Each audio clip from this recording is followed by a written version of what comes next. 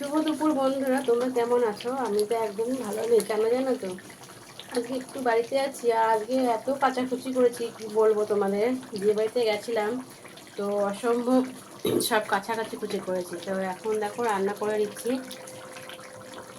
কি রান্না করছি বলো তো? এটা হয়ে এসছে, একটুখানি ফুটলে নামিয়ে নেবো।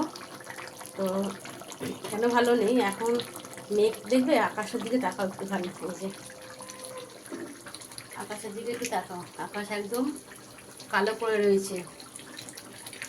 বৃষ্টি বৃষ্টি পড়েই যাচ্ছে। পাশে দেখো আম গাছগুলো কত সুন্দর হয়ে রয়েছে।